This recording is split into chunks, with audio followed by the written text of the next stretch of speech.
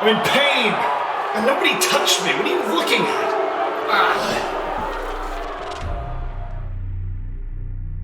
Injuries can completely change the way you approach a football manager. They're also one of those things that's essentially a wild card. They can just pop out at any time and completely ruin you. Also, yes, this is a one-of-a-kind t-shirt. I found it on the floor of a fraternity party one time, put it through the wash once, and figured that it was mine for life. And it has been so far. I'm also filming this after the Streamer Showdown League stage, which is the Football Manager World Championship, essentially. We almost won the league. We missed it by 3 points. We're playing really well. If you want to check out stuff like that, you can click on the Twitch link down in the description. But let's set about keeping you from getting screwed over by injuries, because that sounds like a great public service to be a part of. And to do that, we're going to load into my save on Twitch, which is with this club called Oriental Dragon. We are in Portugal. And the first thing you need to do is essentially when you are acquiring players, or if you have joined a new club, what you should go is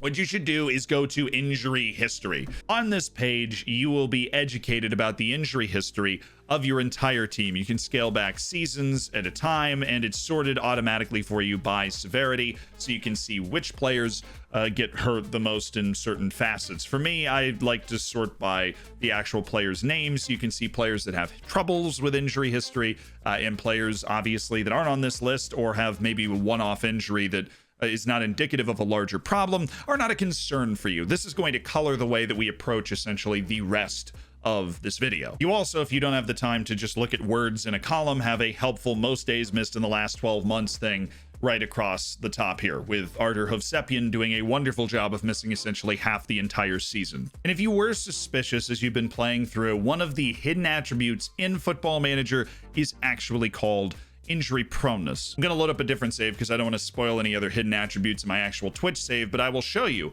that injury proneness is actually a hidden attribute on a scale of 1 to 20, 20 being bad, 1 being good. Not that that matters, that's just for you to know if you're working with stuff behind the cover of the game, but if you have bad injury proneness, it will show up in a scouting report. And we look at player search. This is injury proneness, the hidden attribute between 1 to 20. So Rafinha, who's very conveniently actively injured, has 15 injury proneness. Luke Shaw, who has 13, has injury proneness, right? It is something that's hidden in the game, and you will see through your scouting report. When it shows up in a scouting report, it will look like this on my player Hyro Concha, fairly susceptible. If it's dark red, the darker the color, the worse it is according to your scout. But of course, their report's accuracy is dependent on how good they are as a scout.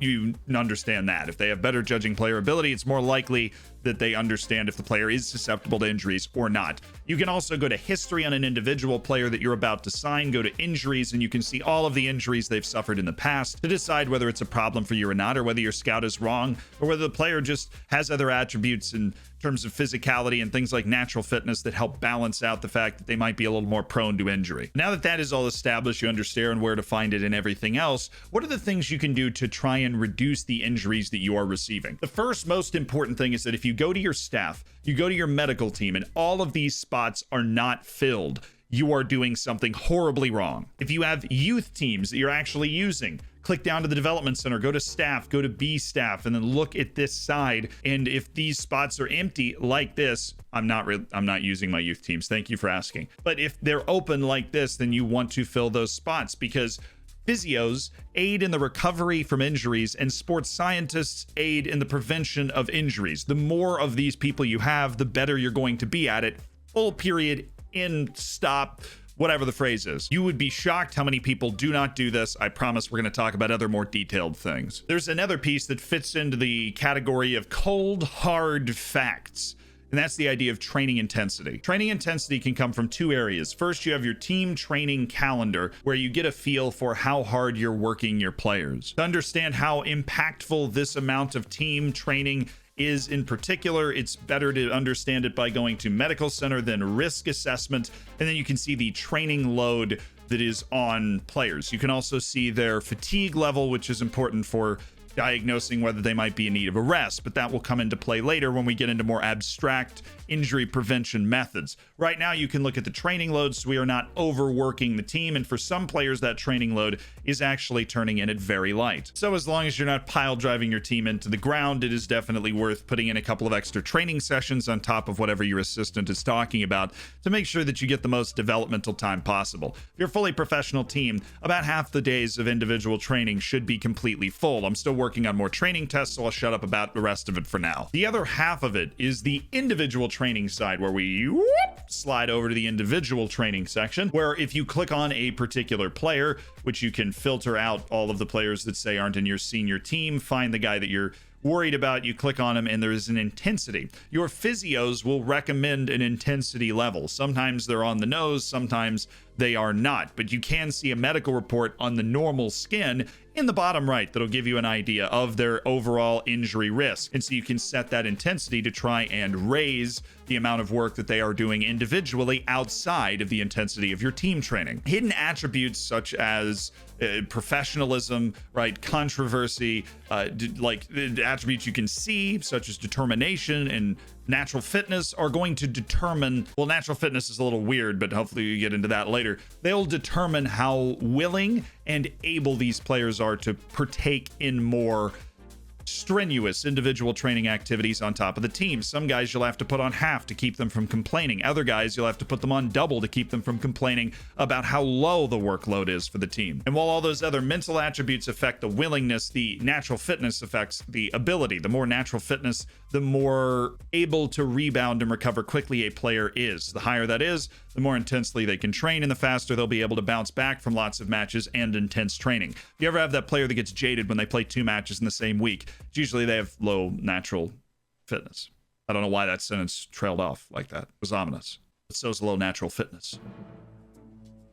There's actually another cold, hard fact truth to improving injury recovery. And this is something that's usually out of your control, but it's worth mentioning. Improving your training facilities increases your ability to prevent injuries. It's obvious. The better the field is, the better the training facility equipment is, the better you're going to be able to prevent and recover from injuries. It's pretty straightforward, but it's not the sort of thing that you usually would get pushed over the top like, well, now I'll improve my training facilities because we keep getting hurt. Normally, if you can, you will, so it's not super relevant. But you just go to your board requests and just go to facilities and improve your training facilities. This is your bi-monthly reminder or so that youth facilities only affect players before they enter the game. Once they come in through your youth intake, your youth teams and senior team use your training facilities.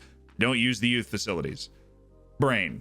This also plays into the pitch condition, which is a very specific thing. If you go to your club info and go to facilities, you can see the stadium condition and stuff, and you can also see the field condition. If that's bad, you can go to the board and ask them to relay the field. So if you have a bunch of players getting hurt, you might as well check that. If the field is bad, you can have them kind of relay the sod, and that helps. This game gets super realistic sometimes. But that's it for the cold hard fact part of it. Then there's the abstract idea of preventing injuries, which has started to become more accessible through the medical center when you see your risk assessment, in particular sorted by fatigue. And you can see the players that you're putting through a lot of work. And this is where rest during training and decreasing match workloads is important, because you can track the players that have put in enough time. Say get up to the next match, you'd probably, right now I'm on the previous match that I just played, I would sim forward to the next match and see who is fatigued. If somebody is getting jaded, it will appear here before it appears in your inbox. When players get jaded, the more tired they get, the more susceptible they are to injuries. Like, you see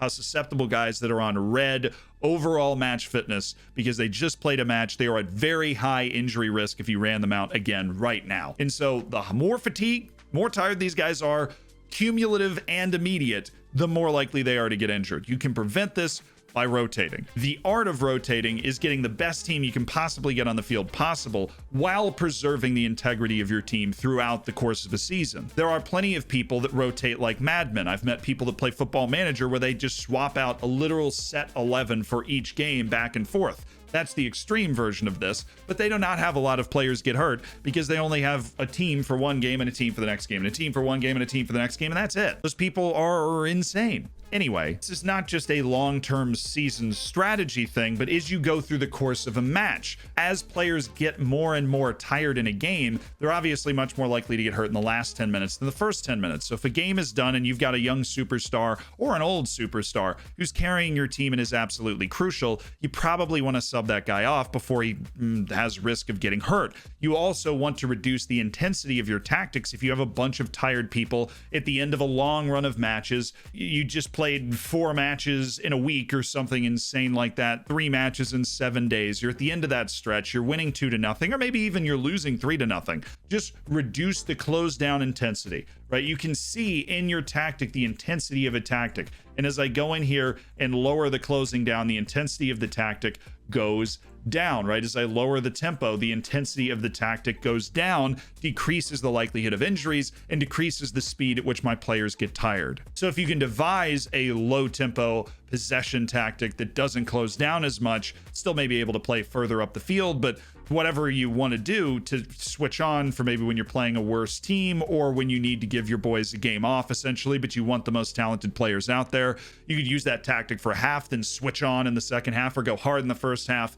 in low tempo in the second half. These are all excellent strategies to try and get the most out of your match fitness without straining your players and getting them hurt too much. That and subbing guys off when they get in red and stay in red and get like the super low red heart, you really want to get them off the field or they're going to tweak something. And when players tweak something, it can really snowball. Unlike all of the actual numbers stuff where you can just look at it straight up and down and make your decisions based off that, the rotation of squads and substitutions inside games, knowing your team enough to know when you can take the foot off the gas and still win, and when you need to actually go out and make sure that you win this game and it's worth the higher risk of injury, that is a feel thing. It will come with time. The point of this video is to essentially get you to think about it so that you can keep your team as fit as possible, develop your wonder kids as well as possible, win games on Football Manager, and then I'll come see you on Twitch and you'll say, I won the Champions League, and I'll say, congratulations, man. And that'll be the whole conversation. I'll see you there.